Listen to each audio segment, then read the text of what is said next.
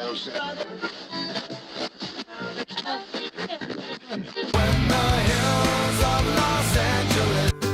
Angeles, I'm and most Hollywood nights. She goes to California, oh, California.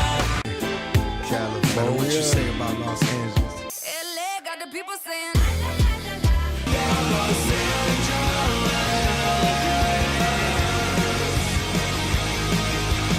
You're listening to Corner of the Galaxy on cornerofthegalaxy.com.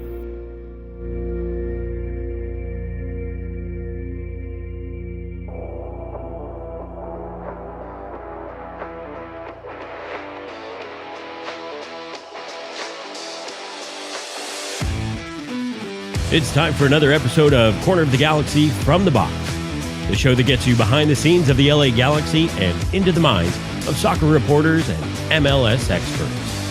Your hosts for the day are Corner of the Galaxy's Josh Gessman and LA Times soccer reporter Kevin Baxter. Let's start the show.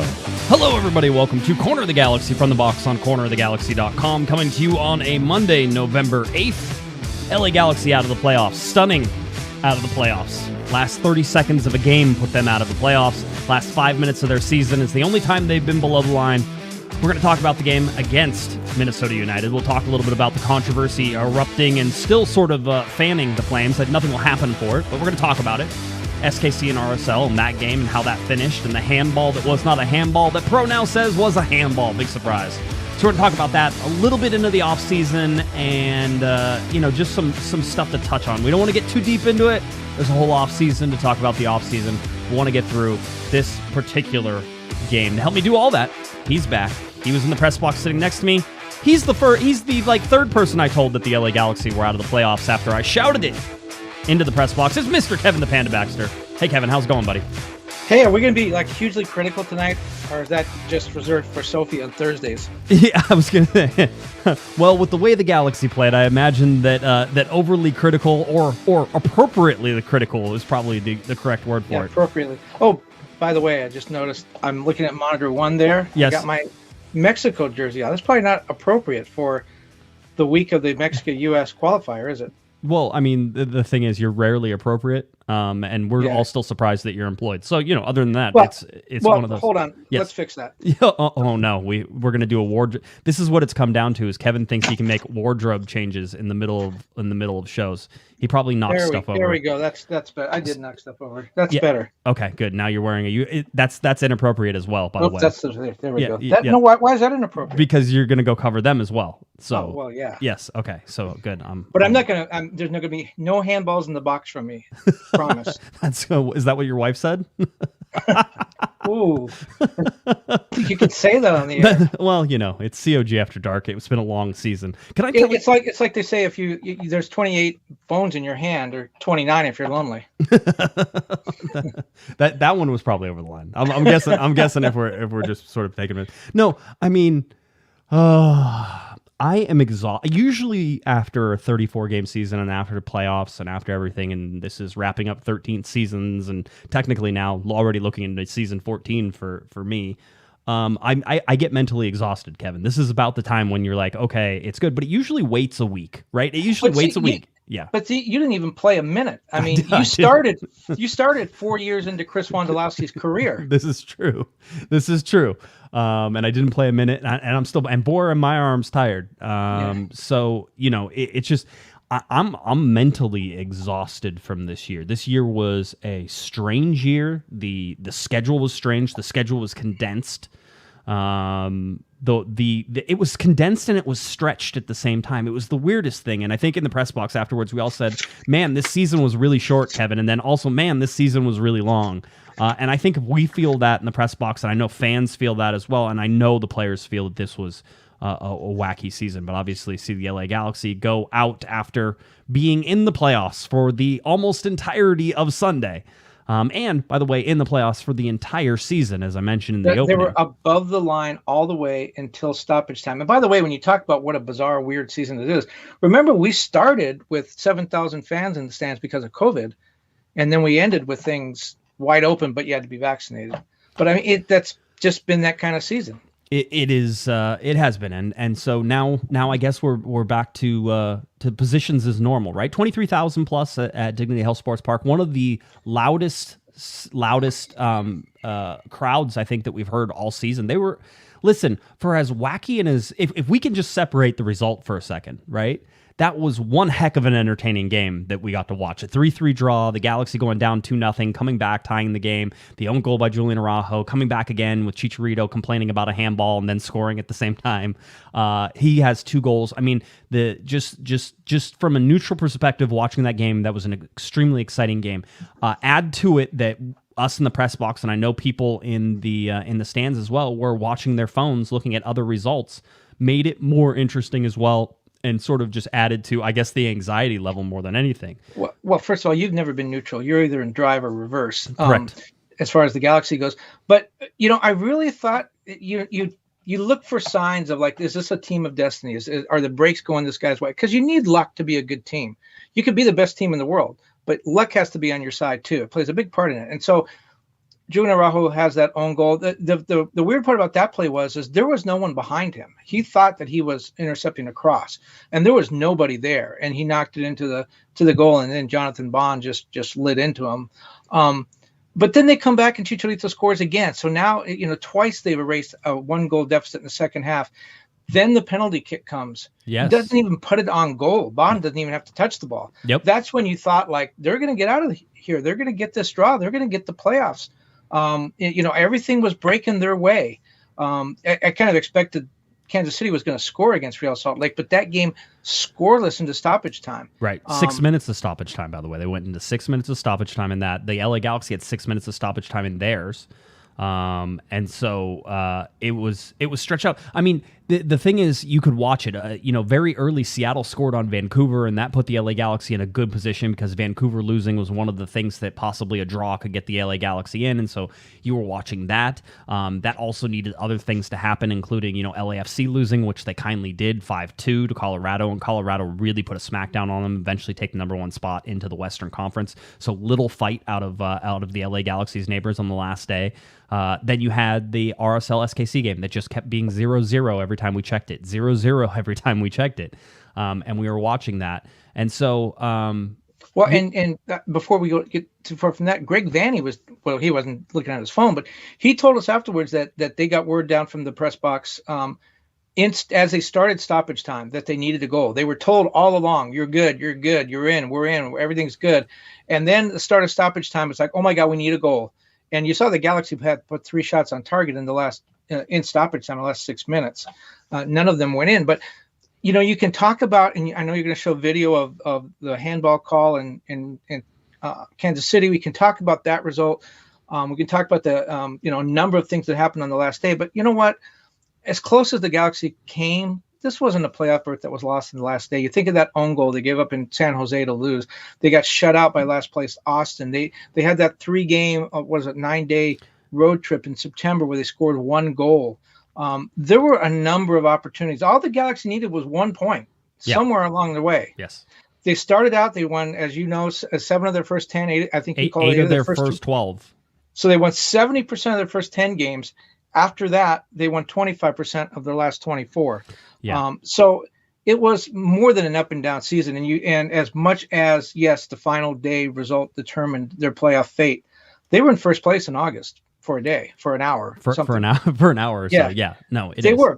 And as you said, they were above the playoff line until stoppage time on the final day, and it still wasn't enough. They had opportunities to clinch it a lot earlier than that. They left it on the table and someone took it. Yeah, I mean, and listen, you can go through all of the, I think one of our listeners actually pointed out, against the teams that finished below the LA Galaxy acquired 22 of 40 points, right? So the bad teams that were below you got barely 50% of the points whenever you played them. That's a failure in how you play and how you do it. And certainly, you want to talk about the reason the LA Galaxy lost. Look at the 9-game winless streak that they had in the middle of the season. Look at those things, and certainly you look at like last minute losses, I think, to RSL and just little things that sort of trickle in, and you can go back and point to all of those things and say, yeah, that absolutely. So I want everybody to keep in mind as we're talking about the game against Minnesota United and sort of what we saw there and how it went, that yes, it's a cumulative effect. That being said, There were events that transpired down this last 90 minutes of the season that absolutely could see the LA Galaxy in the playoffs right now had they have been done correctly. Or perhaps had Greg Vanney have changed, had looked at things a little bit differently, because I think there's a lot of criticism, specifically in the starting lineup and specifically in some substitutions that Greg Vanney has to own. We'll have some audio from him. Maybe we can play some audio from Chicharito if we get there as well. But the thing to remember here is, Kevin, is that it's very difficult to talk about this game, just this game at the end of the season, at the end of the night with Greg Vanney, with Chicharito, right? It's hard to just say, tell me about the game, because it wasn't just about the game, it was about the whole season, right? And this game, I think, is a pretty good microcosm of the LA Galaxy season, and sort of how it puts things together. So it was, everything was wrong, everything was right. Nothing went the way the LA Galaxy wanted that to go. Things definitely went the way that the LA Galaxy needed it to go in this last game. And so, there was some luck, there was certainly some unluck, some bad luck. And because of all those things, the LA Galaxy find themselves on the bow. And here's the thing, though, Kevin. Had they had qualified for the playoffs, they deserve to be in the playoffs, because that's how it works. You get the points, you deserve to be in the playoffs. I think some people were saying, oh, well, if you make it to the playoffs and you get knocked out in the first round, it's not really making the playoffs. No, it is. It is. And the LA Galaxy had set a goal for themselves to make the playoffs, Kevin, right? That was their overreaching big goal outside of, we want to win MLS Cup. That's great. You can say that all you want. But the realistic reach goal for them was to make the playoffs. Do you remember when Greg Vanney told us about the midweek or the mid-year goal that they had set for themselves that was like 32 points? And they were there basically, a couple games even early, and he was like, yeah, we made it. I'm surprised at how far it came. And then after that, there was just no reaction from the Galaxy. 5 wins in their last 22 games. Well, and when you talk about the lineups, if I were to sit down with Greg Vanney, I would ask, what happened to Jovic? What happened to Zubek? I mean, those were guys that weren't world beaters, but they were contributing. Well, Jovic contributed when he showed up, but Zubek contributed a lot, I thought, in the first 10 games. What happened to Cameron Dunbar? What happened to Daniel Steres? I mean, I'm a big Dan Steres fan, and he spent the second half of the season on the bench. Cameron Dunbar, Jorge Villafana, I know he had some injury problems, but I didn't think he had played himself out of the lineup. Maybe it was a fitness issue. It's hard to be too critical of Greg of who he doesn't play, because we don't know their fitness status, and maybe he's not going to tell us because he wants the other team to think that they could come off the bench at any time. But I thought Jovic was going to play a bigger role. I thought Grant Sear was okay. I thought Kevin Cabral was a big disappointment for a guy that was a DP. They kept talking about that PSG pedigree and how he was going to come here and be a great player. I didn't see any of that. There are a number of personnel questions, I think, and guys that are out of contract now, or Zubek and Victor Vazquez have options. Jonah and Sasha Kleshton are out of contract. Of course, we know that Pipo Gonzalez is still on the books for one more year, even though he's on loan. Yeah. So, I mean, then there's a lot of things. By the way, people don't know that. You just told them, but I know who told you that, so it was me. So it's at least I know where your information came from. You and somebody else who has an office in Carson. Yeah, I'm sure. But no, I mean, you look at this stuff and you try to figure out. I mean, let's focus in just on this game. By the way, you talk about Kevin Cabral, and I think on the season as a whole, you're absolutely correct. Let's question it.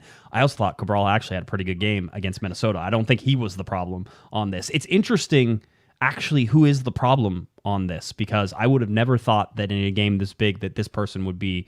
I think one of the worst players on the field, which is crazy because he's also had some pretty good moments as well. But we look at the lineup, Kevin Cabral and Chicharito starting up top, and Greg Vanney said afterwards, he goes, have you learned anything during the season? And he goes, yeah, trying to find the right guy to pair with Chicharito. I think that is a call out for Jovic, if I'm trying to read between the lines on that, Kevin. It's that we're trying to find the right guy for Jovic. You talk about where Jovic has been and where he comes in. Realistically, when he was given minutes and came in off the bench to pair up with Chicharito and to do stuff later in the games, he didn't tend to grab that game and make a whole bunch from it, right? And so he seemed to defer to Chicharito more. Like, he talked about it when he came, how Chicharito was not an idol, but somebody he really respected and wanted to play alongside. And he seemed a little intimidated. But you're right. I mean, if you look at this roster, the one guy that if you were just to look at the person's personality and their profile and their resume, Joveljic is the one you say, yeah, that's the guy that goes next to Chicharito. Yeah, it does, and that wasn't the way that Vanny had. So I mean, there might be something there. It's something you certainly have to watch a lot. I'm going to caution everybody right off the top because I've seen this, and I even see it in the chat room right now. This roster is going to change a lot. That's what people say. It's going to be completely different.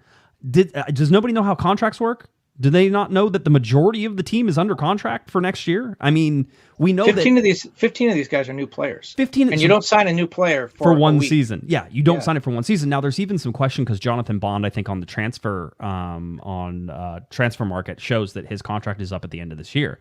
Sometimes those guys are right. Sometimes they're wrong. I don't have any information on that. It's going to have to be a little while. By the way, the Galaxy are off until Thursday. So if anybody's wondering, what's going on, the Galaxy will be off until Thursday, where they'll come back in and probably do some light workouts, that type of thing, clean out the lockers, do some stuff. They have to be, I think, the MLS CBA mandates that they stick around for a couple weeks, and then they're released finally for everything to go and the season to officially be over once that happens. I talked to the Galaxy tonight and asked about when we could possibly see option declines, because Chicago Fire put out their option declines and their statuses on players this today, but having said, Chicago also knew they weren't in the playoffs for a couple weeks, so it wasn't like it was something they had to worry about, right?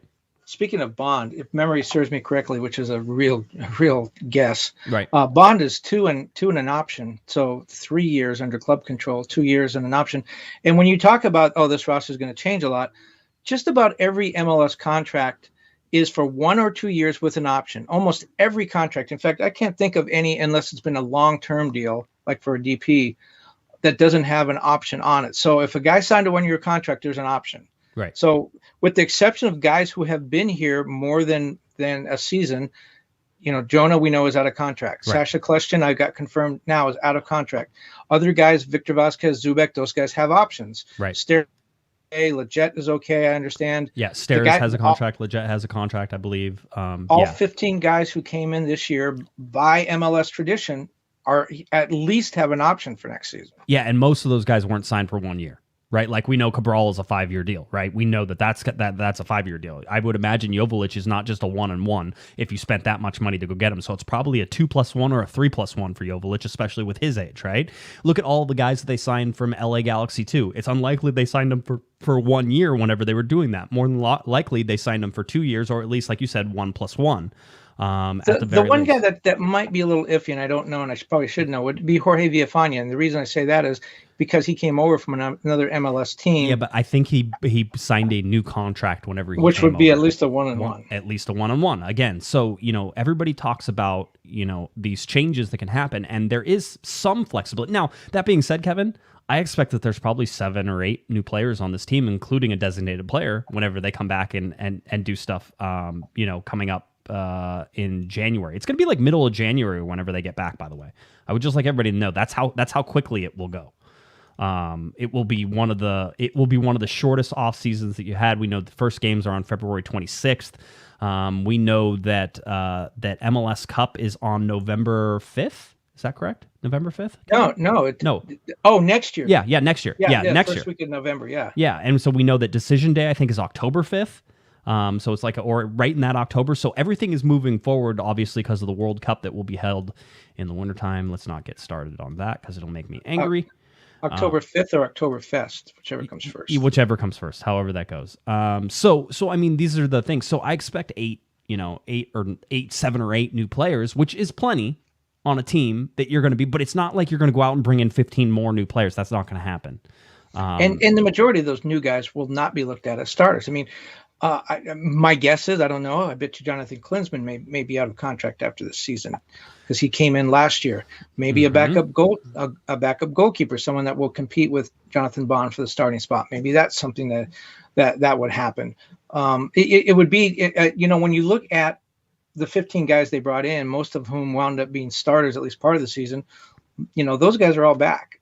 Yes. So, Kevin Cabral is coming back as a DP. He's penciled in as the starter. You don't bring a DP in to play off the bench. Yep. Chicharito, I believe, has an option, would be back. I think his contract was either 3 years with an option or 2 with an option. In any case, it was 3+1. So he's back. Mm-hmm. Leggett is back. Ryan is back. We got, Villafana presumably is back. most of the starting guys are back. So we're looking at adding in around the edges. I really and a designated player.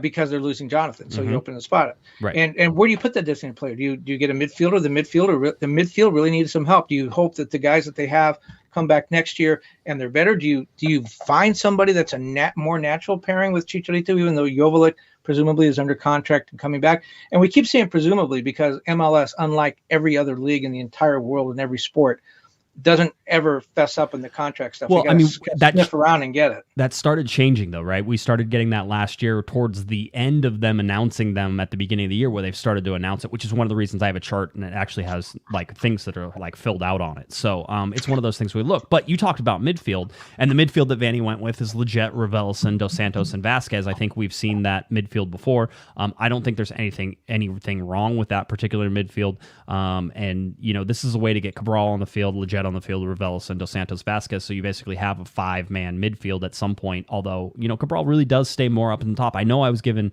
the LA Galaxy crap for trying to put it into a 4-4-2 more and more, but Cabral really did play more as a forward as this went along. So I think, I can at least understand that. Here's the question marks, though. Wait a minute. Before you get to question marks, you said earlier, I don't want you to forget, I don't want you off the hook. You said you were surprised by somebody that had a terrible game, and then you never identified him. Here we go. So okay. We have O'Neal Fisher starting at left back, Williams in center back, Depew at center back, and Araujo at right back. Fisher was always going to be a problem, and this is where I question Greg Vanny.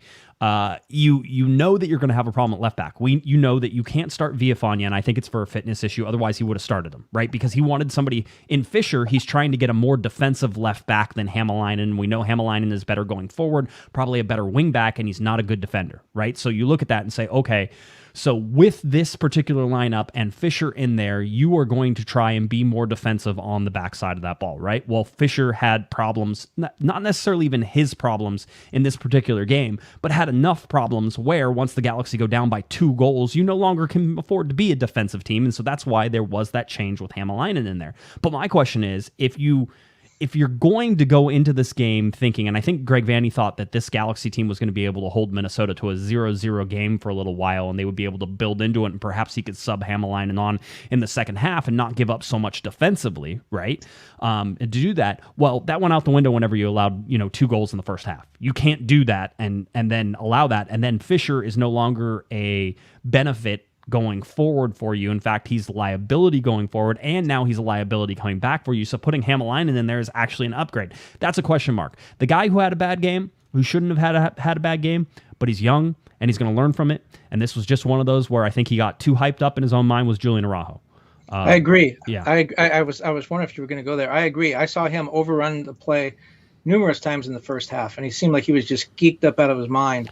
The own goal, that was a kind of fluke. Again, he was trying to make a play. He thought somebody was behind him. I'm sure he thought he was saving the game. Yeah, but take that to the start of that play. He caused the start of that play. So that was an Araujo mistake at the start of the play. The Galaxy allowed 2 goals on counterattacks from corner kicks.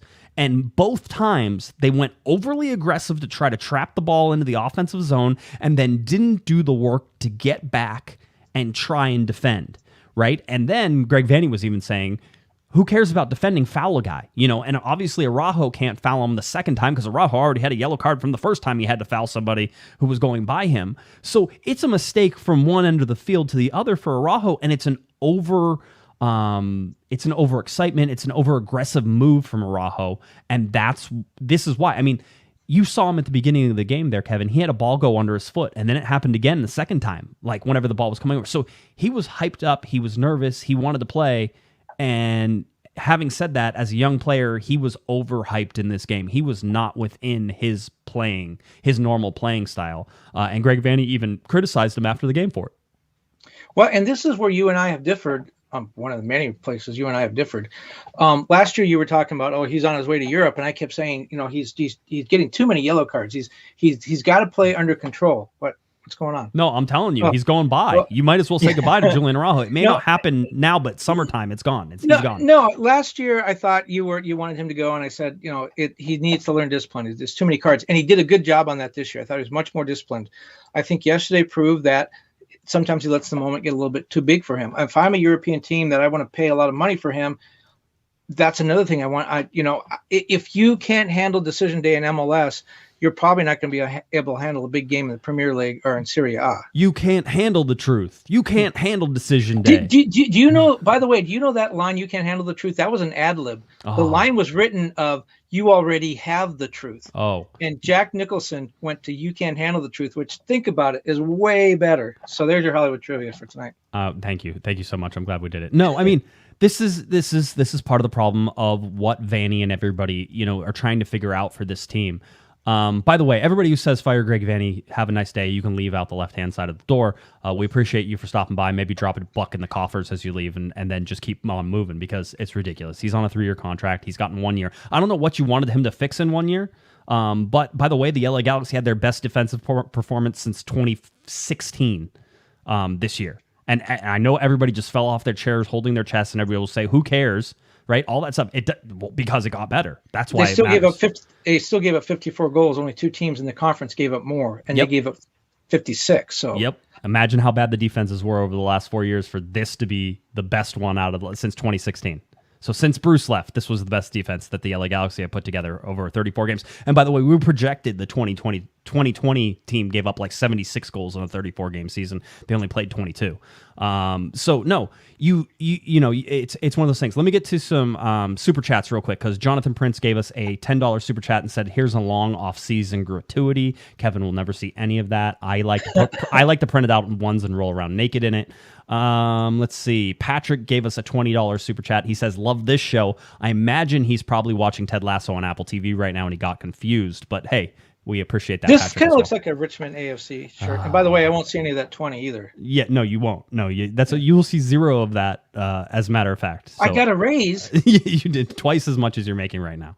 But no, I mean these are the questions. And then I also question, by the way. I certainly question taking out Sebastian Lletget, who was one of the better players on the night, and that has not happened very much throughout this season.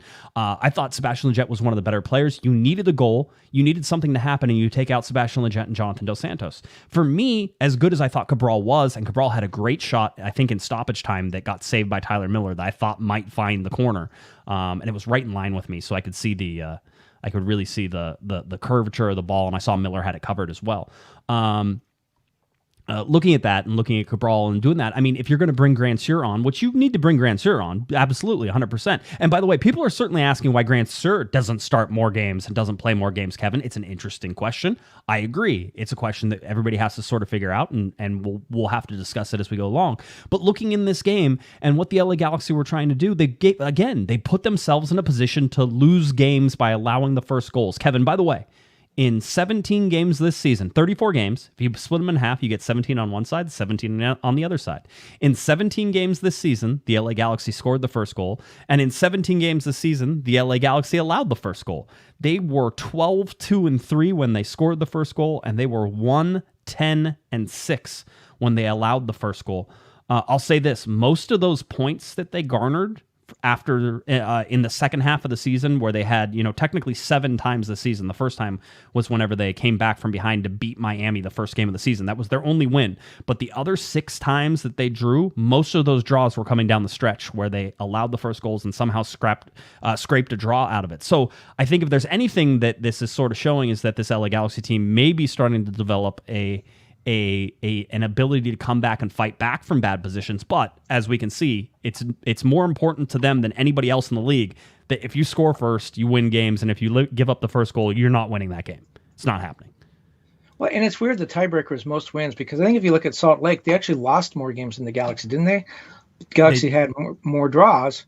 Yep, I can actually bring that up for you so that we could see it. Real Salt Lake had 14 losses, 14 wins, and 6 draws. The Galaxy had 13 wins, 12 losses, and 9 draws. Did I screw that up 4 times? I know I got it. It's 14 and 14. So what, the Galaxy lost 2 fewer games. I mean, you can make the argument that they were a better team. They didn't lose as often.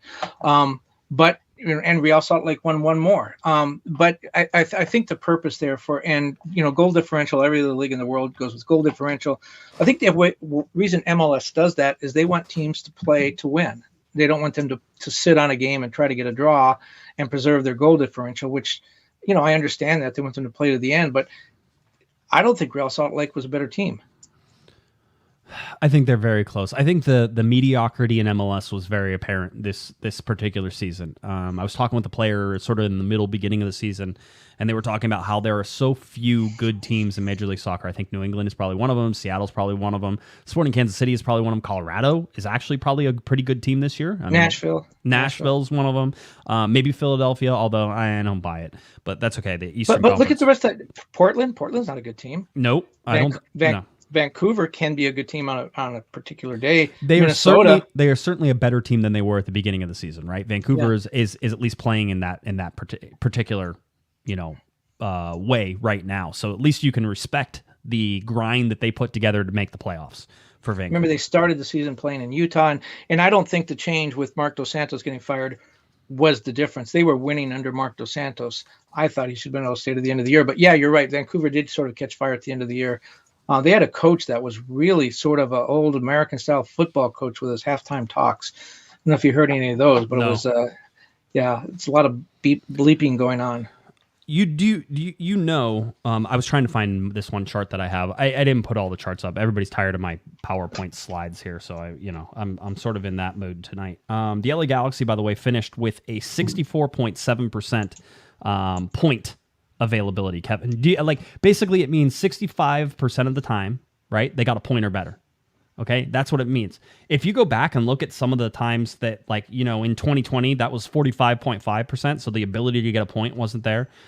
In 2019, it was 55.9%, but they had a 47.1% winning percentage, right? So, yes, it matters to win, but it also matters grinding out points. I thought that was interesting. We're talking about, the Galaxy not being able to do it. Let's talk again about the game. That's one of those.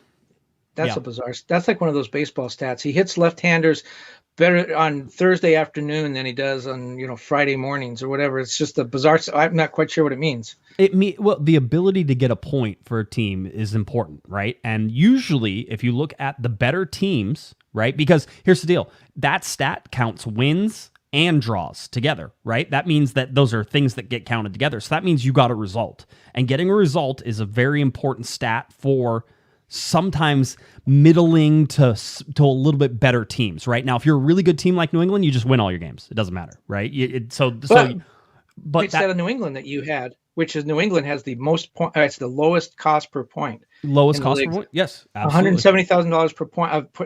$170,000 worth of salary per point. By far the lowest in the league. Well, okay, let's stick on this trend because I like this, and I want to talk about this a little more. And again, I want to touch on the game, and we'll go in and out of the things that we think are important to the season and that type of thing.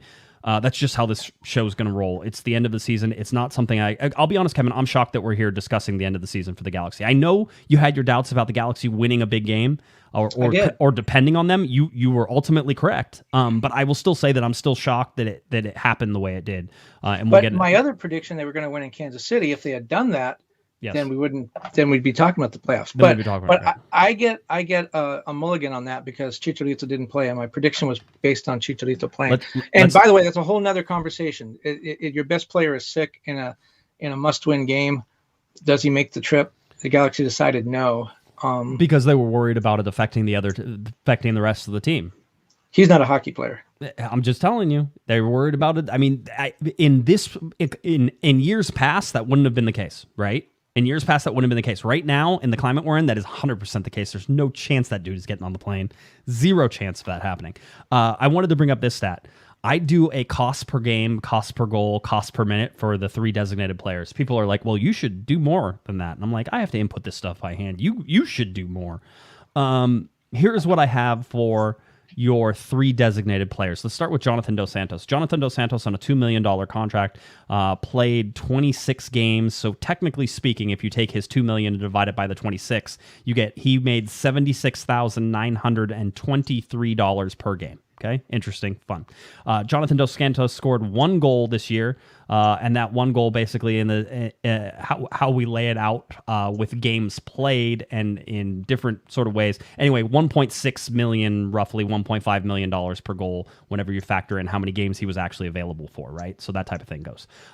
He makes $842 per minute. Here is Javier Hernandez. Per game, $285,714 per game. Per goal, $217,993. $217,000. So let's say $218,000. Remember that, Kevin. $2,135 per minute for Chicharito. Kevin Cabral, $53,333 per game. Chicharito was $218,000 per goal. Kevin Cabral is $260,000 per goal. So technically speaking, you pay Kevin Cabral more per goal than you do Chicharito because Chicharito scores more goals. By the way, that dude played like no games, 21 games for Chicharito, Kevin.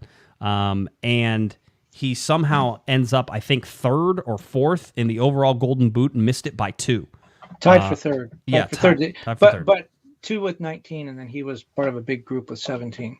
Yeah, but I mean, if you look at some of the Ola Kamara had not played a whole bunch of games, and then he petered off at the end there. But he was the only one that was even close, and he had 6 more games than Chicharito. The guy who won it is Castellanos in New York City, played 32 games. If we look at just the chart that sort of goes about, and we talked about it before, about what Chicharito meant, and by the way, in this game and the game in Seattle, Javier Hernandez was by far the LA Galaxy's best player. He picked them up, he put them on their shoulders, and he tried to drag them into the playoffs, and they went kicking and screaming. And it ultimately fell short. But I don't think you can fault his work rate in either of the last 2 games. No, and let's talk about that for a minute, because compare Javier Hernandez of now versus the Javier Hernandez we saw at this time last year, meaning after MLS is back. Even at the beginning of the season, it was questionable how plugged in he was. But I think certainly at the end of the season, and that's why Guillermo benched him, if you remember. Guillermo's, I think, last game or penultimate game, Chicharito didn't start. He was healthy. He was on the bench. I think that was an acknowledgement that Chicharito wasn't really motivated to play for the team. There was no question this year. Every time he was around the field, anytime he was on the field, he was given 110%.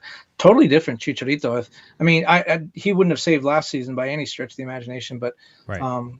I would have liked to see him play a full season this year because he clearly would have won the Golden Boot. And remember, the over-under for him was 15. I mean, the only thing that we can say is that I don't know that he can play more. I think that his number of minutes is limited each year, and I think that Greg Banny has to keep that in mind next year. Chicharito can't play 90 minutes of every game next year. You can't.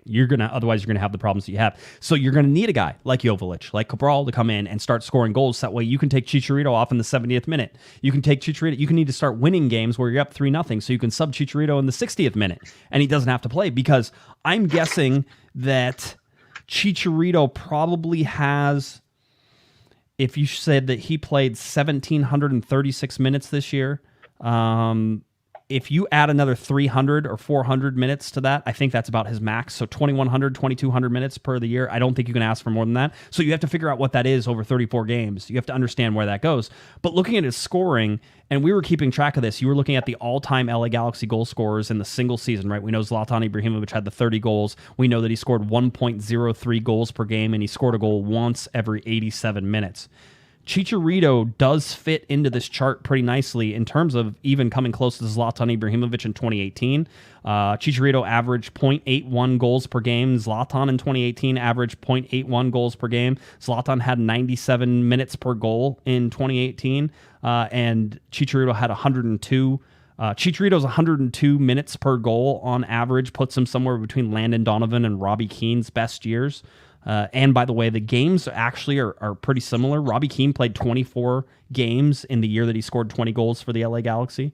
Landon Donovan, when he scored 20, played 25 games. Chicharito just 4 and 3 games off of that. So, I listen, after all the things you can say about Chicharito, and certainly, we talked about this. We said we were talking about Zlatan at the game last night. We were saying, Father Time is undefeated. It's eventually going to catch up to you, and that's what's coming for Chicharito. That being said, I think if the LA Galaxy play it the correct way, his last year of this contract, his third year, 3 coming up next year, can be his best and most productive for the LA Galaxy. They just have to be really careful with him. I'm holding Father Time to a draw right now, as you can tell. But one thing, the Galaxy reflect Chicharito in the way that they play, and that Chicharito, as we know, is a guy that is active inside the box. He's, what a lot of people call a poacher, a guy that just sort of takes advantage of being in the right place at the right time, which is a skill. But my point is, they scored 50 goals this season, 3 from outside the 18-yard box. I think they have to get a little bit of a Steph Curry personality to them and start shooting from outside the arc to open things up a little bit for Chicharito. So that would be one thing, if I were Greg Vanny, that I would think about for next season. Yeah, I mean, I would also say that Chicharito, having not watched him, prolifically throughout his career, it's not somebody I watch all the time, Kevin, so I didn't really understand. Seeing him work this year, I appreciate his work rate and what he does off the ball almost as much as what I like. That first goal that he scored on the cross from Julian Araujo, again, Araujo had a horrible game. He also had a great cross in this one. But that goal that he scored off the cross from Araujo, that was sort of one hop bounce inside, just at the top of the box and fired from there, was absolutely it was probably one of the nicest goals the LA Galaxy have scored all year. To get that, sort of back to tie that game at 2-2, I think at that time, right? Remember the first goal, the cross from Cabral? That was towards Chicharito, and then Chicharito didn't go for it. Leggett rushed into the box with his hand up, which I didn't see until the replay. I thought that was a pass for Chicharito, and I still feel that way. And Chicharito pulled up on it. You're right, and it went right to Sebastian Leggett. I'd like to ask Cabral who that pass was intended for, because it sure looked like it was going to Chicharito. I don't know if he saw Leggett, but on the replay, Leggett was waving his hand as if to say, I'm open, give me the ball.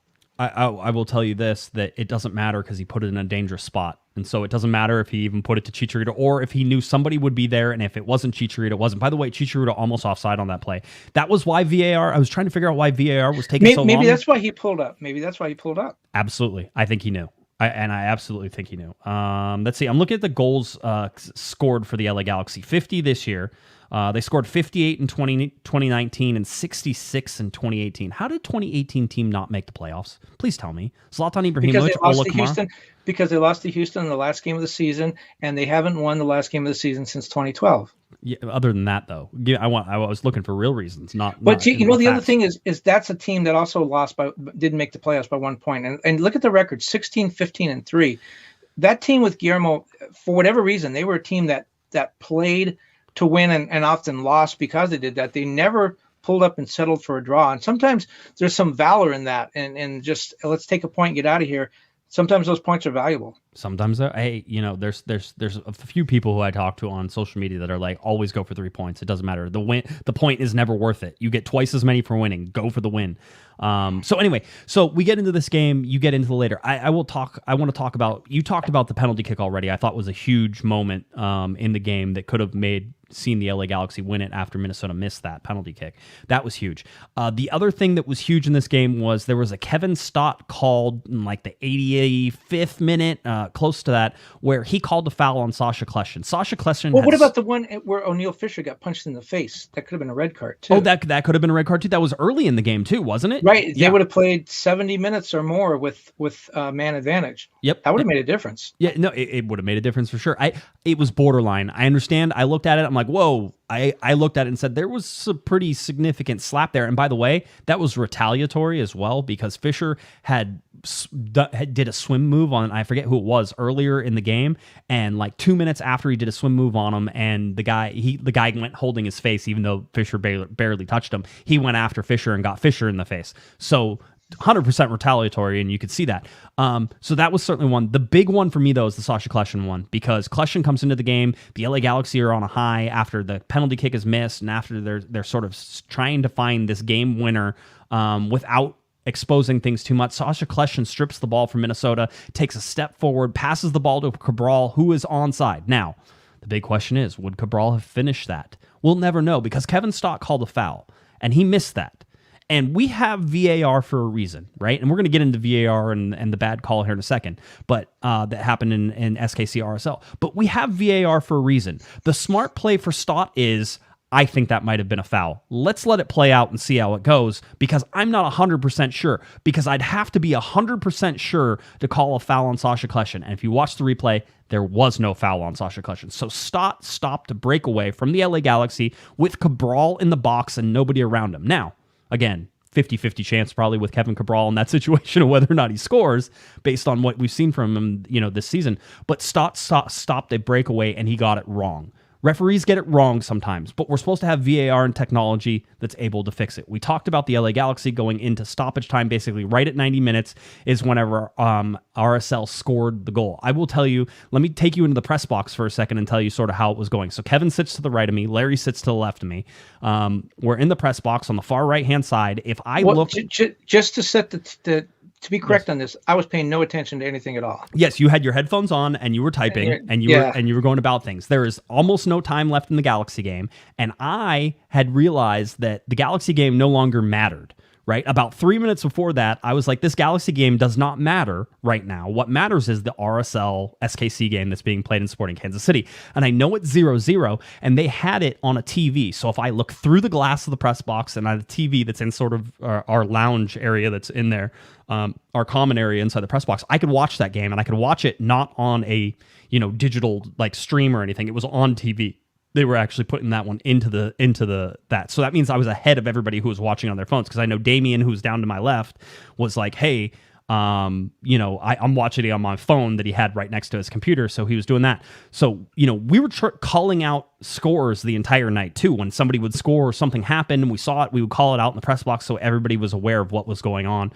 I don't know if I took that job seriously, but I was telling people what was going on, trying to keep everybody aware. You were losing your voice given the Colorado LAFC scores. It was kept. Hey, Kevin, stop writing for a second. Kevin, Colorado scored again. So we were going through the whole thing. Yeah, I should say Mike Gray was in the back row behind me too, and so he was all hearing me yell the whole night as we were going. So I was watching through this, and I'm like, I'm not going to pay attention to the Galaxy game. So my back was actually turned to the Galaxy game for probably the last 2 or 3 minutes of regular time before it went. This is probably the game, by the way, Kevin, the LA Galaxy game I watched the least of, as I was always trying to find out what was happening in other games while I was watching the Galaxy game. So I saw it, and I saw the play go down the field, and I saw RSL, and I saw Miram go into the bicycle kick, and I saw Krylak put the ball in the back of the net, and that's when I was like, so at that moment, the Galaxy are about ready to go into stoppage time. I'm like, they're out of the playoffs, and so I start telling everybody in the playoffs. I'm like, RSL just scored, the Galaxy are out of the playoffs, and that was the first time that the Galaxy had been out of the playoffs all season. So we're doing that. I had to tap Kevin on the shoulder and be like, hey, Kevin, you're like, yeah? And I'm like, RSL scored, the Galaxy are out of the playoffs. You're like, okay. And then you went back and you're like, wait a minute, the Galaxy are out of the playoffs? And I'm like, yes, they're out of the playoffs. See, I didn't realize RSL was even playing. You were like one of those guys? I was like, whoa. No. So anyway, so that's how it went down in the press box. I've seen video now of LA Galaxy players, and I think Kalichman has his like cell phone on his knee or something, and Victor Vasquez is sitting next to him, and like Victor Vasquez reaches over to Dan's phone and like pulls down on the, how you refresh whenever you pull down. So he pulls down on the thing and it updates, and you could see Victor Vasquez go like grab his face and be like this, and he looks, and all of a sudden everybody's like, oh my God, we got to score a goal. And that's when you knew the Galaxy found out that they had to score a goal. They were probably a good 30 seconds, 40 seconds behind where I realized it. So it took a little while for them to realize that they were in trouble, which was super interesting. Now, maybe that 40 seconds made a difference. You should have run down. Next time I will. Yeah, because I don't think I can make it down to the field in semaphore. 40 seconds. You can do a semaphore. Yeah, just flags. Just wave. Yeah. Okay, I could flag it down next time, so we can do that.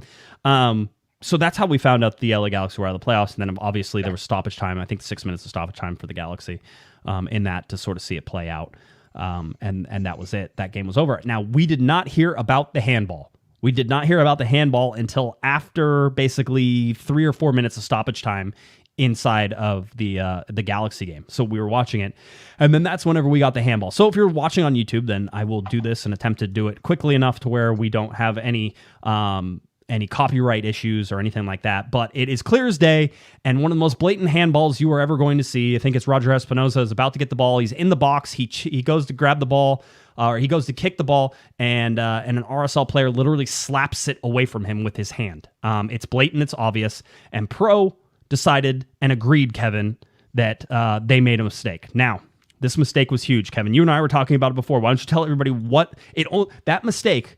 And I'll read the statement from Pro in a second, but that mistake only affected 3 teams, and it only affected the outcomes of multiple things, huge things in Major League Soccer. Tell everybody what those 3 things are. Because, Sporting Kansas City, if they had won that game, right, they would have gone. They needed to win. It wasn't a draw. They would have had to win, but they would have got a penalty shot on that handball. And in the 90th minute, by the way, a penalty shot in the 90th minute. So if they convert that, presumably, then they sort of bunker down and see out the game. They win. They finish top of the standings. They got a playoff bye in the first round. They get a CONCACAF Champions League invitation. They're in the playoffs there. The Galaxy make the playoffs because RSL did not win. RSL is out. Colorado and Seattle, neither one of those finished top of the conference. They have to then, Colorado drops down. They have to play the first round playoff game. So, there's a ripple effect. It essentially affected, you mentioned 3-4 teams, because Colorado would not finish top of the conference, would not get to bye. Real Salt Lake would, and they wouldn't be going to Champions League necessarily. Sporting Kansas City would be going to Champions League. They would have won the conference. The Galaxy would be in the playoffs instead of out of the playoffs, which makes a huge difference when you think about players coming back and Greg Vanney's resume and all those kind of things.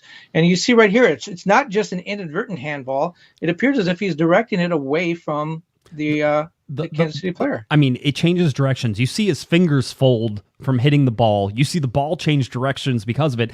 And VAR basically at the time, and by the way, somebody did some good pool reporting and sent it to me about that. And basically they said, well, it was not clear and obvious that it was a handball, whether it hit the handball, and we didn't have the angles and blah, blah, blah, blah, blah, blah, blah. And it was absolute BS. That's fodder. That's wrong. Anybody who watched it, and by the way, I was listening to Brian Dunseth today, who he goes, I'm not a Real Salt Lake homer. He goes, but that's 100% a handball. He goes, it's 100% a handball every day of the week. Here's another thing: if we can show the replay without getting without getting fined, yeah. Explain it with your words. Remember, yes. Why doesn't the Real Salt? Okay, if you're not watching the replay, the Real Salt Lake player Sporting Kansas City player, once the handball happens, he pulls up, throws his arms up, and starts to run away from the ball. Yeah, he doesn't. I think he still had a play on that. No, he doesn't. The ball bounced away. That's the whole thing. The hand hits the ball hits the chest of the SKC player, and that ball then goes towards the goalkeeper. So where he expected the ball to fall, doesn't fall, and then he has to try to react. By the time he reacts, that ball's already to the keeper, and he knows it, which is why he raises his hand. Yes, 100%. Everybody in the chat room, congratulations. You're all geniuses. The Galaxy shouldn't have had to rely on this. 100%. All right? But it matters. And the bottom line is, if this is called correctly, there's probably a 70-75% chance that the LA Galaxy are going to the playoffs. That Sporting Kansas City gets an automatic Champions League berth, right? That they finish in that first position and that they then get all of these things that are awarded to them because of that. Peter Vermees was livid after this. Absolutely livid. And he talked about the LA Galaxy in it as well. So Peter Vermees not only sticking up for Sporting Kansas City, but for the LA Galaxy as well. 100% the LA Galaxy had a disappointing season. It's a failed season. They didn't make the playoffs. They didn't do what they do. All they needed to do was win this game. But if you add the Kevin Stott call, if you add possibly the red card that could have come down, if you look at some of these things that happened in these games, they all have real-world effects. And you can even go back to other games this season that have real-world effects throughout the season of whether or not the LA Galaxy got the balance of the calls to go in their direction or the balance of the calls to go against them. Peter Vermees thinks that the balance of the calls went against them this year. And he says it's ridiculous, and he said he was embarrassed to be a part of the league because of this. Here's Pro's statement, by the way. Let me give it to you just that way we can pretend to be fair. But there's really no excusing it. Pro statement, Sporting Kansas City versus RSL, the professional referee organization today acknowledged an error that occurred in the Sporting Kansas City versus Real Salt Lake game on November 7th. In the 90th minute, a handball offense occurred inside Real Salt Lake's penalty area. However, the referee did not award a penalty kick in real time, allowing play to continue. The video assistant referee, when checking the play, saw the ball made contact with Real Salt Lake defender Justin Glad's right hand, but concluded that the non-awarding of a penalty kick did not reach the threshold of a clear and obvious error, and therefore did not recommend a video review to the referee. However, the footage shows clear movement to the ball by the right hand of Glad in a manner which can reasonably be interpreted as being consistent with a handball offense. In Pro's judgment, a video review should have been recommended and a penalty kick awarded. Pro considers the decision not to recommend a review to be an error by VAR. Now, Kevin, having said all that, all these wonderful things that we talked about here, what happens now that they have admitted that they were wrong? Nothing. There we go. Replay the game. By the way, that's also poorly written. They use the word however in consecutive sentences, and that is a big no-no. However, Kevin, nothing changes. However. However, comma. Yep. And so that's one of those things that sort of sits there. So having said all that, looking at what it is, Chicharito wins Player of the Year for the LA Galaxy. Kind of surprising. Most of the people I know voted for Julian Araujo. I can just tell you I only polled like 8 or 9 people within the press box. I don't know what that list consists of, and the LA Galaxy don't allow us to know what the final total is. Am I saying there's match fixing going on in the Player of the Year? There has been before, but they get to do whatever they want. So, well, it is their reward. But do you want your designated player to win your Player of the Year, or do you want a guy that started out kind of down your minimum wage? Maybe he got a big boost when he re-signed. Do you want him to win Player of the Year? He's already going to get Defender of the Year. Do you basically say Chicharito really didn't amount to anything this year? I think that the LA Galaxy know that I keep saying that this defender is going to win Player of the Year, and they keep knowing that I get excited about it every year because it's history and it's never happened before. And so every time they know it's going to happen, they take it away from me. I think that's what happens.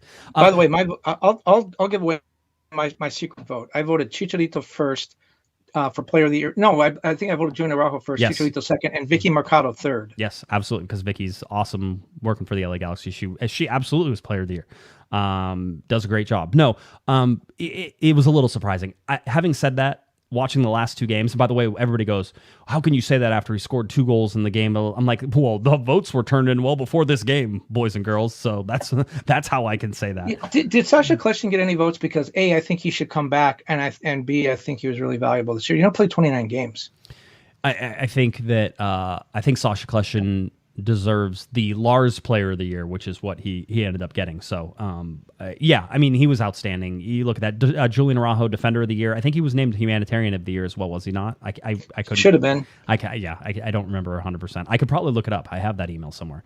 So also had own goal of the year, unfortunately. I was talking with one of our listeners at halftime, and they were like, I really think the LA Galaxy need to stop having Fan Appreciation Night, which, by the way, Fan Appreciation Night, the acronym is FAN. Which also scares me. But they said that they should stop having Fan Appreciation Night on the last home game of the year, because it's always disappointing, and then you just feel sad, and then the players don't want to sign autographs and they don't want to do things. So maybe have Fan Appreciation Night like in the middle of the season because it's always can't say it hits the fan on Fan Appreciation Day. It seems to be that case. And it, Fan Appreciation Night is starting to scare LA Galaxy fans, right? They're like, oh, it's Fan Appreciation Night. Maybe I'll skip that game. Speaking of signing autographs for the women's national team, everyone gives all this praise to Alex Morgan, all these fan-friendly players. I was talking to one of Carly Lloyd's old coaches today. This season with Gotham, she signed autographs for over a half hour after every game.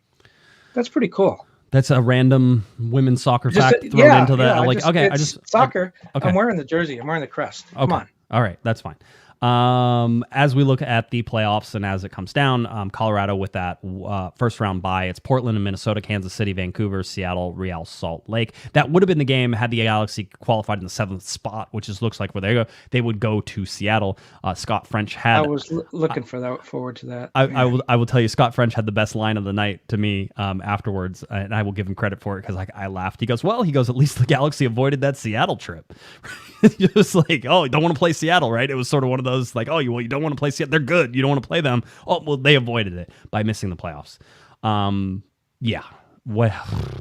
I wanted to go there. What a season. I love Seattle. New England gets the first round bye over on the Eastern Conference. We knew that. New York City versus Atlanta, 4-5. Nashville versus Orlando. Nashville's my dark horse, although I think everybody picks them as their dark horse, so there can't be a dark horse Do you know Nashville has fewer losses than New England? New England lost 5 times, and Nashville lost 4 times. And New England is not has not beaten Nashville this season either. The only team Bruce Arena has never beaten since he came to New England. The only Eastern Conference team. Right. Philadelphia number 2 against New York Red Bulls, who squeaked into the last. The Eastern Conference was fun.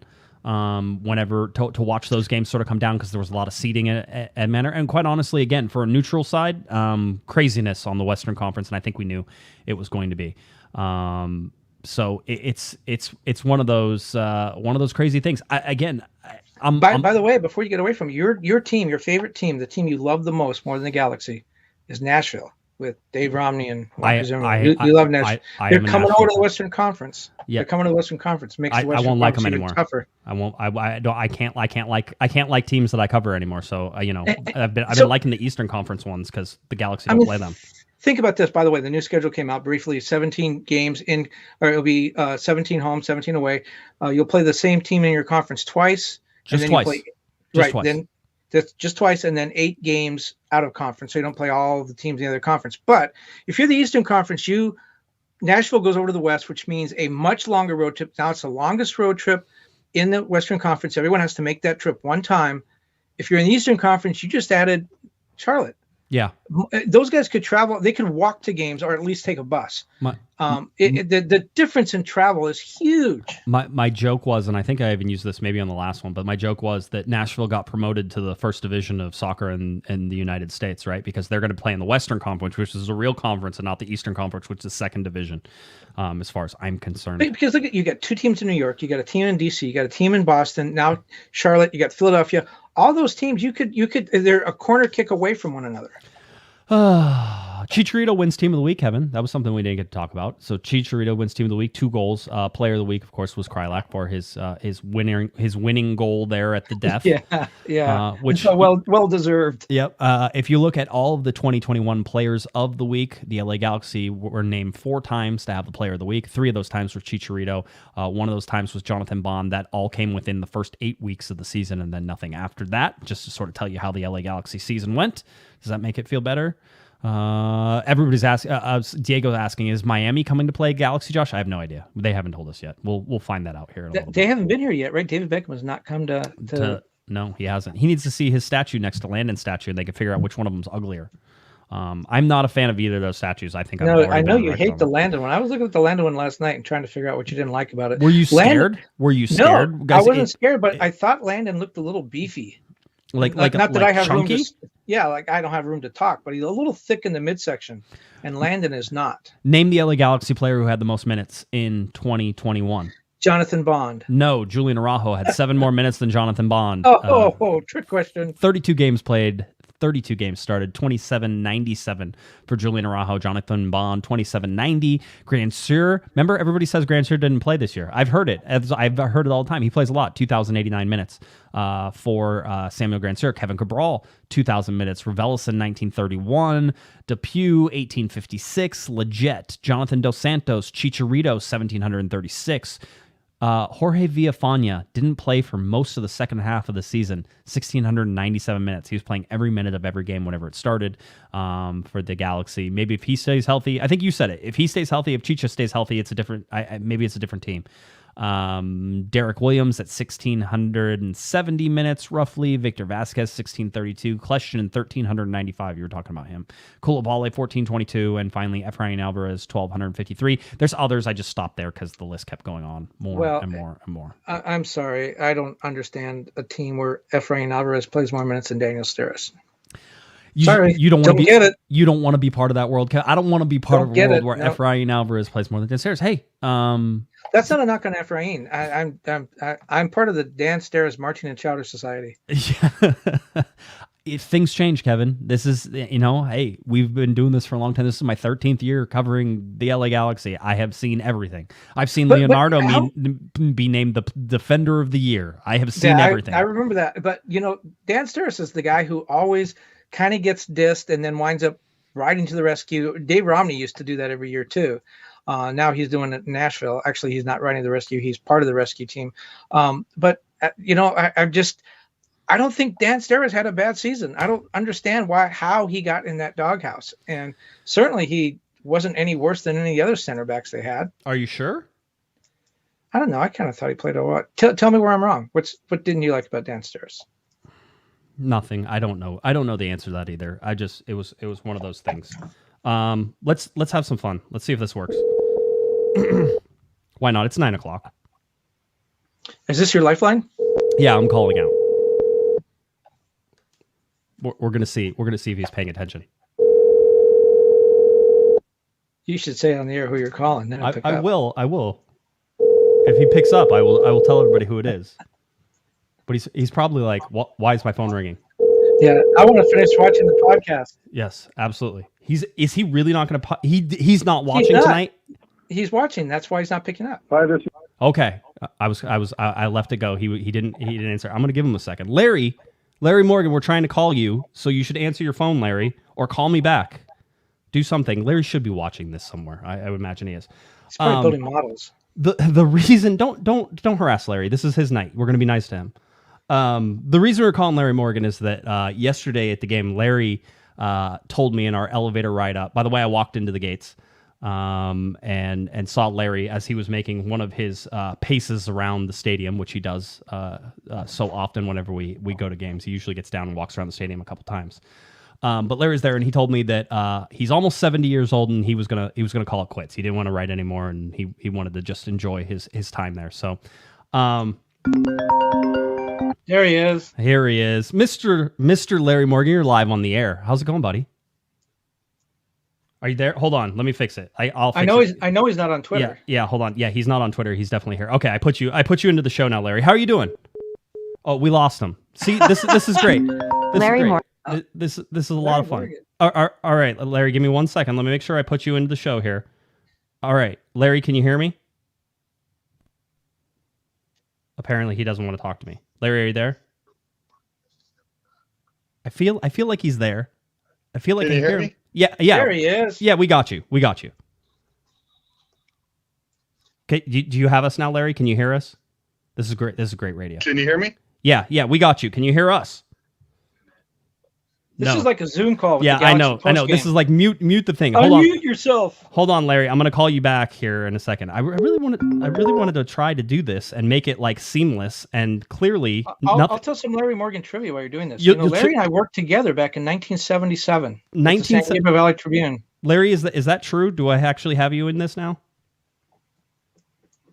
Okay. Apparently. Yeah, hold on.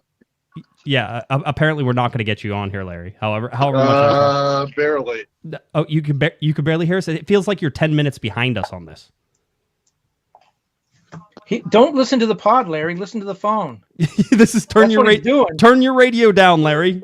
Okay, we're gonna call First it. time caller, long time listener. Yeah, I worked at the San Gabriel Valley Tribune my senior year in high school. Larry was our writer there. He actually wrote a story about me. He was the prep writer for a while. He wrote a story about me as a cross country runner. And I got a job there and worked with him. And one time Larry had to give me a ride home after a late night. It was like 2 a.m. and he drove me home to my house in La Puente. And for a guy from Cleveland, he was pretty scared. He didn't want to come back. That was long before your parents were born. Kevin, you keep talking for a second. I'm going to try to work on Larry here for a second. So just take it away. Yeah, that was before Josh's parents were born. That's how long ago that was. But Larry has been covering soccer in Southern California for more than 40 years. Covered the old LA Aztecs, covered the Galaxy when they started, covered Chivas USA for a while. Josh thinks he thinks he invented soccer here, but no, it was actually Larry Morgan. Josh is still working there. I gotta string this out. So anyway, want me to keep talking? I don't know. Larry, Okay. did we successfully bring you into the show? I can't believe this. I literally was just talking to him on the phone. I know this is working. Oh, I can hear you. Okay, good. I got you, Larry. You are in the show now. All right. Heavy on my phone. All right. Larry is in the show, Kevin. We did it somehow. I don't know how. All right. Anyway, so Larry, that wasn't worth it, by the way. it was not worth it. Everybody's like, talking. Everybody here is like, this should have been over 10 minutes ago. Which, by the way, fair. So Larry, what was my house like that time you took me home? I can barely remember taking it home that night, but I do know it was a lousy neighborhood. And it was dark. There were no lights on the street. Yeah, man, I tell you, I felt like I was, Don't say what you think it was. I don't know. No. But Larry, I was talking. You told me yesterday we were in the elevator, we were riding up, and you said that after all this time covering soccer, covering sports, 40 years of covering that you're hanging it up. And I was not surprised because I could tell that it was coming. But I mean, it's still sad. I'm going to be sappy here for a second. Larry was covering the LA Galaxy and writing for LAGalaxy.com whenever I met him, whenever I knew him. And we used to say hi all the time, and we would talk, and we'd do all that some fun stuff. And then whenever that gig sort of ended, I said, hey, Larry, if you want to keep covering soccer and covering the LA Galaxy, you're more than welcome to come over and just cover for Corner of the Galaxy. You can write. I don't care what you do whatever you want, show up whenever you want. There's no rules for it. And you because were like, there's no pay for it. Yeah, because there's no pay. Exactly. Hey, Josh. Yes. Josh, I asked you. Oh, see, of course you did. Of course you did. And ever since then, obviously, I will say that being a young idiot, you were more than gracious enough to hang around with me and teach me things and tell me how bad my writing was, but in a nice way. And then, hopefully fix things for me that I'm sure have been fixed now, that never would have been fixed before. And your grading of the national anthems is really probably the biggest thing I'm going to miss, because after every national anthem, everybody knows you give a thumbs up or a thumbs down or sideways or however it goes. I thought yesterday one of the better ones I've heard. Yeah, the last one was one you were pretty happy. Kevin, what were you saying? I was going to say, for an inside look at how the sausage is made, people don't know that anyone who reads my Tuesday soccer newsletter in the LA Times, both of you out there, know that Larry Morgan is the one that edits that. Yes. Yep. For free as well. For free. Yeah, for free as well. Kevin, you and I owe him a lot of lunches. I think Larry says I owe him 83 lunches. Is that correct, Larry? He's about 82, I think, right now. Okay. All right. That's good. Larry, tell me, I know you texted me some things. Tell me your top 5 best soccer players you've ever covered or seen in person. Yeah, okay. The top 5 I've ever seen in person, number 1 is Johan Cruyff. Saw him play with the LA Aztecs in the late 70s at the Rose Bowl. He was far and away the best player in that league. I saw him execute his more or less patented spin move around a defender, left him standing like a statue, and he sent a cross into the penalty area where it was headed into the goal by none other than Thomas Rongen, a rookie defender at the time. And what's funny about that is about 10 years ago, I saw Rongen at the Galaxy office. I was in there. I think this might have been when I was stringing for the Galaxy, and Rongen remembered that play. He still remembered it, even though it was about 30 years later. That's awesome. All right, who else is on your list? All right, number 2, Lionel Messi. The thing that really impressed me about Messi is he has extremely quick feet. Another type of football, the NFL, the Cowboys used to have a running back, Tony Dorsett, had a tremendous burst of acceleration through the line of scrimmage, and Messi had that same characteristic. He was one of the very few players who I've covered in my years as a sports writer who could get up to full speed in the blink of an eye. He was so impressive. All right, who's next on the list? Number 3 on my list is Thierry Henry. Saw him play. Shut up, Thierry Henry. Pardon? Shut up, Thierry Henry. Yes, that was Ted Lasso. When he was with Barcelona at the Rose Bowl, and I remember talking to AJ De La Garza, whose trade from the Galaxy still boggles my mind. I have no idea why they made that trade, but he faced Henry that night. He told me later that Henry was the strongest player he's ever faced up to that point. And what's funny about that is earlier that summer, De La Garza who was a rookie at the time, faced another fairly talented player named Ronaldinho, and he more than hell was against him too. Yep, I remember that. All right, who's your 4? Number 4 on my list is Gareth Bale, the Welsh standout who kind of has lost it over the last few years. When he was with Tottenham, when they had a friendly against the Galaxy about maybe 10 years ago, and simply put, he was just a man among boys. Yeah, and he was only like 21, 22 at the time. He's so far outclassed everybody else on that field. He was so good. And you're number 5. Pardon, number 5. People are saying, well, how about Cristiano Ronaldo? Well, I never saw him play in person, but number 5 on my list is Zlatan Ibrahimovic. I still say, even though he only played a year and a half in this league, I still say he's the greatest goal scorer this league has ever seen. Yeah. When he was motivated, I remember talking to Joe Tutino about this in that story that we ran on the site a couple years ago. When he was motivated, he was good for at least two goals a game. And he didn't play with a chip on his shoulder. He played with a Rock of Gibraltar on his shoulder. He dared anybody to knock it off. Yeah. Very, very underrated passer, tremendous feet, just almost an unstoppable object when he was at the top of his game. But those are my top 5 all-time players I've seen in person. Very good. Hey, Larry, I mean, I know you're a Cleveland guy coming from Ohio. You've covered sports for 40 years. You covered soccer since its infancy here in the United States.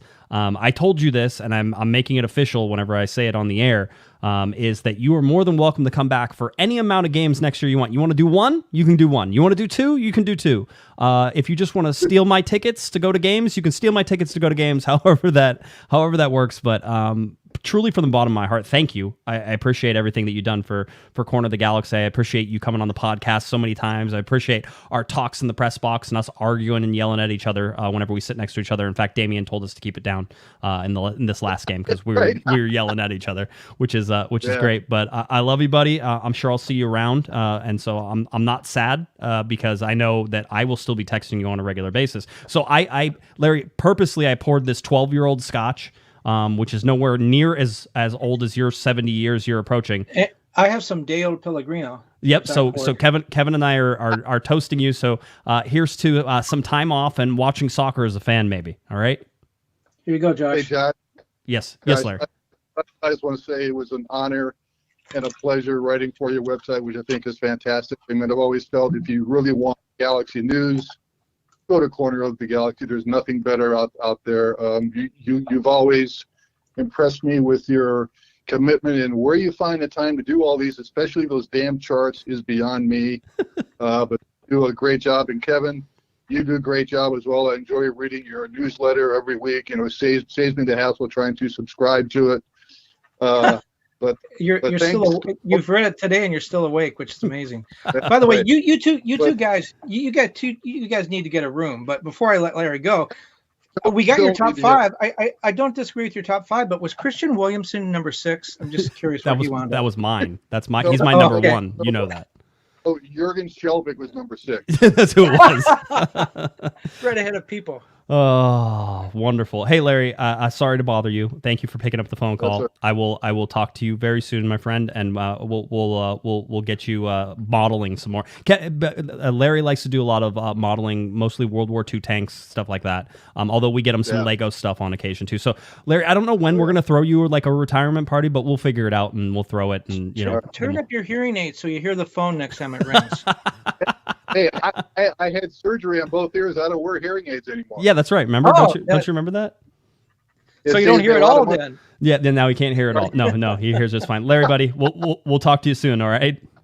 All right, guys. Hey, thank you very Larry. much again, and a pleasure. Thank you. Thanks. All right, there we go, Mr. Larry Morgan. Yes. Larry was destined to write for the Galaxy, and here's why. I made this mistake early in my Galaxy writing career, where I referred to him several times as Lars, which is his nickname from when we worked together at the San Gabriel Valley Tribune. I sort of short for Larry or something, but Lars has Lars has a much different meaning around the Galaxy. Right. And I kept referring to him as Lars, and people didn't understand the reference. But that's how we know that that Larry has Galaxy blue and gold in his blood. He has been doing it for a while, so Larry's great. I think that's it. Let's call this a show. I know it's late. You have stuff We to can't do. follow. Yeah, we can't follow up to Larry. There's nothing else there. I am sad that Larry's not going to be there anymore, but at the same time, I do talk to him like every day, and I imagine that won't change.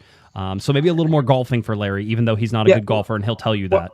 I'm going to put you on the spot. You have all kinds of rights to different golf courses. You are taking Larry golfing. Oh yeah, soon at a real course. At a real not course. Those Publix courses that he plays. No, we would not want to allow you. First of all, I would never take you real golfing because you'd show up in that little like leprechaun outfit that you had whenever we did mini golf last time. You're like, yeah, but it was funny. I told you that last night, and you're like, yeah, but it was funny. I'm like, yeah, but it was pretty weird too. So it was, but I also won. Yeah, apparently. I don't believe it at all. By the way, Raphael gave us a $10 super chat. It says, thank you guys for always providing a fun and informative show. I look forward to all the number 10 DP rumors. I feel that's the way it's going too. So I agree 100%. Number 10. All right, Kevin. You good? Sergio Aguero in the LAX airport right now. No, He's on his way. Don't do that. Oh, it's going to be that way all winter. Every European player that is near the end of a contract is on his way here. I will do this before we actually go because it's something that we haven't talked about that we need to talk about, and that's Dennis DeClosa real quick. Oh yes. The LA Galaxy option or exercised his option. We know that. I would say that there's a very small chance that Dennis DeClosa actually stays with the LA Galaxy for the next season, and we've heard the rumors coming out of Holland that Feyenoord, I think I don't remember how to say it correctly, but that they're interested in him. I think that decision happens here rather quickly, right, Kevin?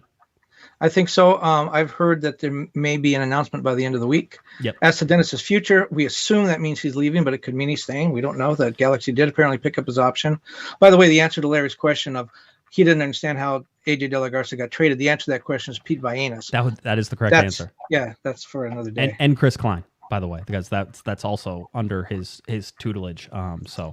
And people can connect the dots. That may have something to do with Dennis DeClosa's departure, not the AJ De La Garza trade. I was going to say AJ? Is AJ the reason?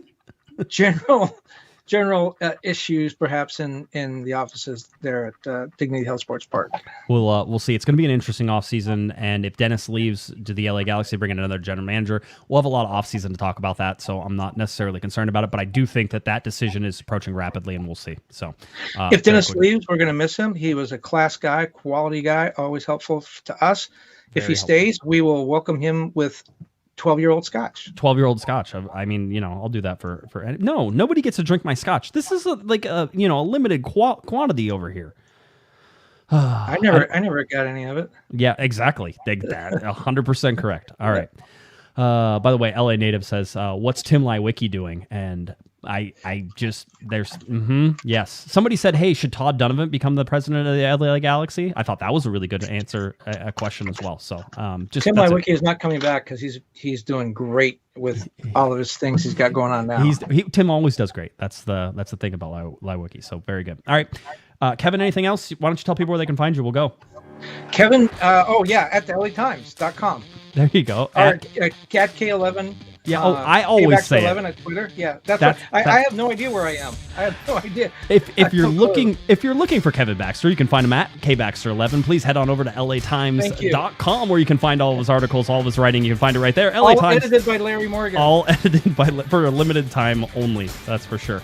So please check that out. If you're looking for me on Twitter, it's at Jay Guessman, JGUESMAN. Of course, at Galaxy Podcast, cornerthegalaxy.com. Full media call from after the game last night is up, cornerthegalaxy.com. All of our game recaps are there. This podcast will be there. Like, subscribe, do all those fun things. All right, for Mr. Kevin the Panda Baxter, for Mr. Larry Morgan, not on Twitter, I'm Josh Guessman. You've been listening. You've been watching to Corner of the Galaxy from the box on cornerthegalaxy.com. We have a long off season. Hang in there with us.